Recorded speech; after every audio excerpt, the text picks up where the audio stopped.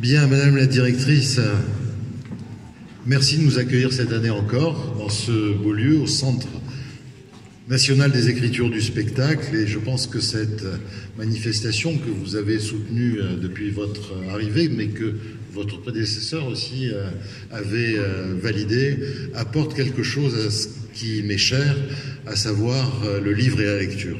C'est le sens du départ de cette aventure du Festival du Polar de Villeneuve-les-Avignon pour essayer d'amener davantage de gens à la lecture à une époque des médias informatiques, etc., des écrans, des tablettes, etc., etc., etc. Donc 15e édition, ça veut dire qu'il y a de la bouteille.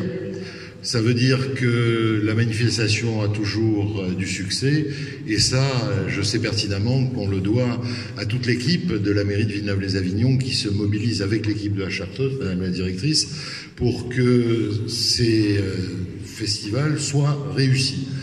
Donc un grand merci à eux, et en particulier à Corinne Tonelli, je ne sais pas où elle est, elle doit être par là. Voilà, c'est son grand jour parce qu'elle y travaille une bonne partie de l'année. Merci au service communication aussi qui est très mobilisé.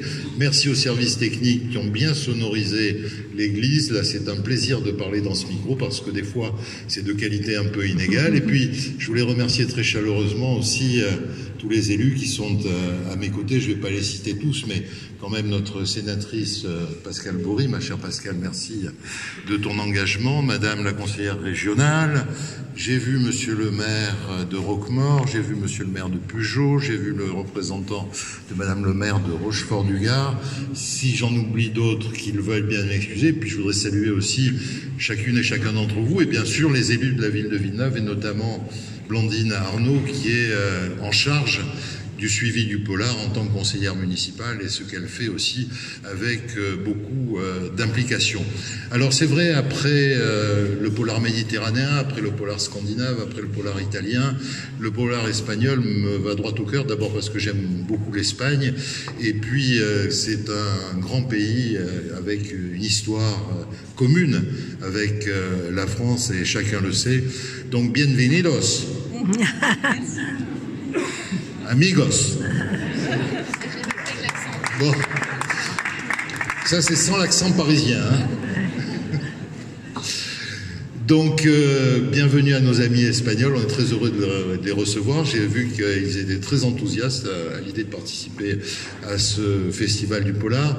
Et bienvenue, bien sûr, à l'ensemble des auteurs qui sont là, 36 auteurs dont certains nous font l'amitié de la fidélité depuis le départ de cette manifestation il y a 15 ans, et pour nous c'est important parce que c'est une caution quelque part par leur présence qu'ils donnent à notre festival. Alors bien sûr les polars, mais aussi les BD, mais aussi des œuvres cinématographiques avec 4 films espagnols qui seront projetés cette année, beaucoup de manifestations, beaucoup d'enquêtes, beaucoup de choses extrêmement intéressantes. Une expo BD que j'ai visitée avec grand plaisir parce qu'on y montre comment on fabrique une bande dessinée avec les aventures de Guy Lefranc. Et puis je suis très heureux aussi que les enseignants soient mobilisés parce qu'il y a eu un grand nombre, je crois 2000 scolaires qui sont venus, 2000 scolaires, et là aussi c'est pour moi important parce que c'est une manière d'amener les jeunes aussi à la lecture, et donc merci aux enseignants. Je vais être assez bref parce qu'il m'a été rappelé, je n'avais pas tout oublié, mais on pense toujours que j'oublie tout. Il m'a été rappelé que nous entrons dans une période préélectorale, on m'a dit qu'il fallait rien dire. Alors faire un discours en disant rien, c'est un peu compliqué, mais on va essayer de tenir un petit peu ces consignes. Et puis si ce week-end ici, il y a du suspense, nous allons nous aussi rentrer dans des périodes de suspense dont on connaît un petit peu l'issue, mais voilà, on va entretenir ce suspense. Il y aura beaucoup d'enquêtes, il y aura beaucoup de choses. Il y aura certains qui vont avoir mal à la tête, il y en a d'autres qui vont se réjouir, d'autres qui vont pleurer. Mais bon, ça c'est la vie, et puis ainsi va la vie démocratique, et j'en suis très heureux. Un grand merci aussi à Georges Tiras, qui a été un traducteur particulièrement impliqué. Je l'ai rencontré tout à l'heure, il est à mes côtés là, je l'ai rencontré tout à l'heure, il est là, Et j'ai senti de l'enthousiasme dans cette participation. Et moi, j'aime les gens enthousiastes parce que c'est comme ça, bien entendu, qu'on peut réussir. Je voudrais aussi remercier les auteurs qui viennent pour la première fois, bien entendu, et puis aussi les éditeurs. Enfin, on m'a bien précisé les choses. L'éditeur et les éditrices, ainsi que les attachés de presse qui nous ont permis de réaliser cette manifestation, parce que leur implication nous permet d'attirer ici à Villeneuve-les-Avignon de grands noms du polar, et là aussi c'est important. Merci aussi à tous les acteurs locaux, aux associations qui apportent leurs idées, en président bien sûr Jacques Lerivray, parce que je sais que c'est une tâche qui prend beaucoup de temps, qui est très chronophage, mais aussi très passionnant. Et puis je voudrais remercier Maria Rosa Durand, coprésidente de ce jury, qui est espagnole et qui annoncera aussi avec le président le prix tout à l'heure. Enfin, pour en terminer, ne vous inquiétez pas, je n'ai plus beaucoup de choses à dire, mais je les pense. Je voudrais remercier très chaleureusement le commissariat à l'énergie atomique qui nous soutient depuis le départ. Et tout à l'heure, il y aura la remise du prix de la nouvelle policière du commissariat à l'énergie atomique. Je voudrais excuser son directeur Philippe Guiberto, mais qui est très bien représenté. La Chartreuse, je l'ai déjà remercié. Je voudrais remercier le Conseil régional Occitanie, le Centre national des monuments, le Grand Avignon, l'espace culturel Leclerc, les Carl Louis, l'imprimerie de Ruder, les transports Lyoto, le cellier des Chartreux, le Crédit Agricole, France Bocuse, et bien sûr les élus du conseil d'administration de la Régie Festival, et puis aussi, et c'est très important pour moi, tous les bénévoles, parce que les soutiens financiers sont importants, mais les bénévoles qui nous accompagnent, c'est extrêmement important parce que c'est une grosse manifestation organisée. Donc, je vous propose qu'on applaudisse tous ceux qui nous soutiennent, tous ceux qui ont fait ce festival, et je vous remercie pour votre présence. Merci.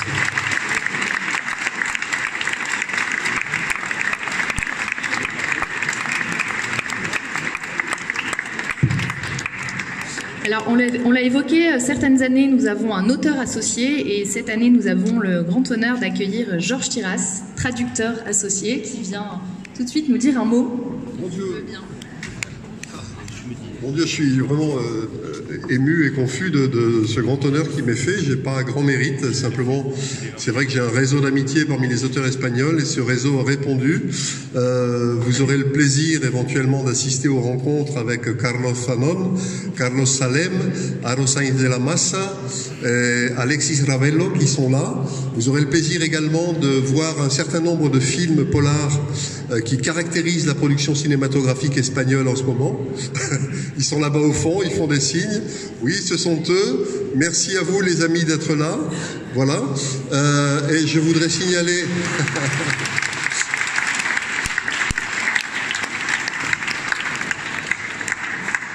Je voudrais signaler aussi, grâce au talent de Gabriel Serrano qui est là aussi, qui peut lever la main pour qu'on le voie, une extraordinaire exposition de peinture inspirée par les œuvres de Manuel Vázquez Montalbán, qui est le père fondateur du roman policier en Espagne. Voilà. Et je terminerai en vous disant que je ne sais pas si c'est un hasard, mais l'affiche du festival de cette année, en jaune et rouge comme ça, est aux couleurs de la Catalogne. Donc merci à tous. Merci.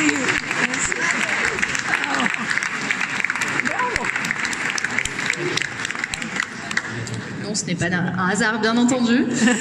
Je vous propose maintenant de passer à la remise du prix de la nouvelle policière du CEA, avec la présence de Monsieur Garnier, qui doit être... Voilà. Et Marion Brunet également.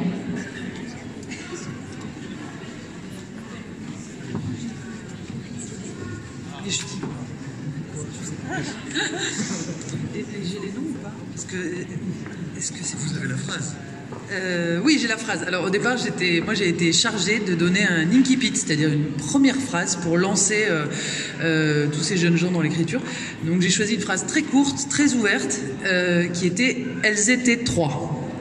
Voilà, et donc il y a eu trois lauréats que je félicite d'avance. Alors il y a eu surtout, bonjour à tous, il y a eu plus d'une centaine de lycéens et lycéennes qui ont concouru. Donc comme chaque année, c'est un beau succès d'écriture pour ces jeunes auteurs. Pour le CEA, qui est donc le partenaire de ce festival, c'est toujours un grand plaisir d'être là. C'est pour nous la 10e année de partenariat au titre de cette nouvelle et de ce concours d'écriture. On est vraiment ravis et on va donc remettre sans plus tarder les prix aux lauréats. On va commencer par le 3e prix. Je vais vous laisser le... Clara Poidevin, pour Vengeance à la Bastide des Jourdans.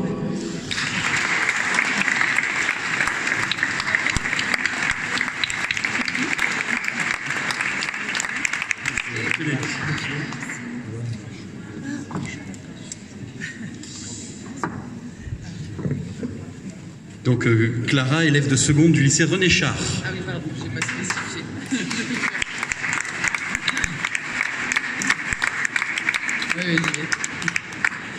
Le 2e prix, Mathéa Cornu, pour Souviens-toi de cette nuit d'orage. Élève de seconde au lycée Jean Villard.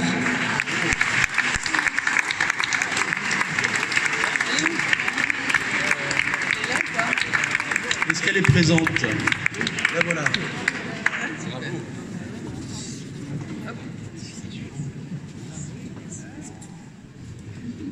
C'est vrai que c'est 3 ici. On va terminer le Grand Prix. Et donc le Grand Prix, décerné à Héloïse Soufflet-Pelle pour Entre besoins et sentiments, élève de seconde du lycée René Char. Bravo.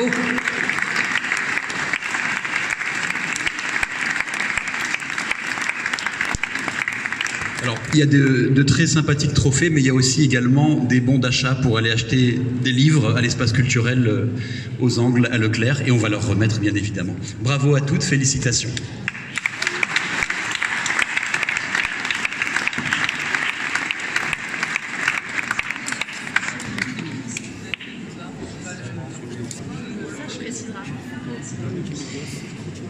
Et pour terminer cette inauguration, je vous propose de passer au moment... Ouais, non, je sais. Mais après tout ça, rien n'émergeait. Donc nous nous sommes dit, il va falloir utiliser des cartes, être un petit peu plus cartésien. Donc nous sommes passés à des votes basés sur une certaine, je dirais, base républicaine, en espérant, par ce processus de vote, réussir à débusquer le gibier sur ces terres fauves. Ouais, non, je sais. Non, mais là, je me suis creusé. Il était minuit. Donc, après tout ça, enfin, un titre a réussi à émerger. Et je veux dire que nous avions tous un consensus sur ce titre que Rosa va vous dévoiler dans quelques instants. Mais pour être franc, tous les débats se sont passés dans la bonne humeur. Je dois avouer qu'on s'est bien marré. Je dois dire, c'était ma première expérience en tant que juré, à titre personnel. On s'est bien marré. Et ce qui était le plus intéressant, c'est d'entendre des gens parler du même livre, on en avait 7, parler du même livre, mais sous une optique complètement différente. Comme je vous l'ai dit au début, 7 livres, 9 manières de penser. Donc ça, c'était vraiment très enrichissant. Et je dois reconnaître que je suis prêt à recommencer tous les jours. Ça, c'est un message personnel pour Corinne. Mais bon, avant de vous dévoiler ce verdict, je voudrais faire quelques remerciements, parce que j'ai vu que sur l'estrade, il fallait faire des remerciements. Donc je voudrais remercier Corinne pour nous avoir fait confiance. Je voudrais aussi remercier mes 9 petits camarades, Denis, Marielle, Marie-Rosa, Rachel, Cécile, Philippe, Pierre et Jeanne, qui m'ont gentiment désigné pour être volontaire pour monter sur l'estrade aujourd'hui. Donc je les remercie. Muchas gracias. Et puis, comme je suis un petit malin, je me suis dit, comme il y a l'Espagne, ce serait peut-être bien d'avoir quand même une coprésidente espagnole. Donc Marielle Rosa, que nous avons désignée volontaire également, a accepté de faire la coprésidence avec moi. Et c'est Maria Rosa qui va vous présenter le lauréat ou la lauréate de cette année. Donc Maria Rosa, per favor, quien ganó el premio de novela negra para este año? Merci Jacques. Je ferai en español. Nuestro jurado ha elegido una novela que, como buen polar, aborda las múltiples caras de la violencia y lo hace mostrándonos constantemente el contraste entre la ciudad y la montaña y sobre todo reflexionando acerca de la relación que el hombre mantiene con la naturaleza. Es también una novela de aprendizaje, de crecimiento, enfrentarse al mal para comprender el mundo y en consecuencia conocerse a uno mismo.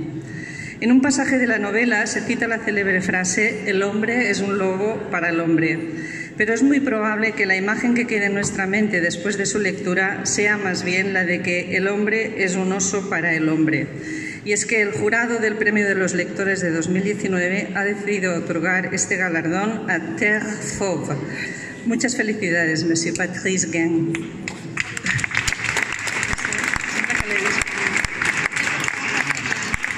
Donc, je vais vous faire vite fait la version française. Le lauréat cette année est Terre Fauve de M. Guin.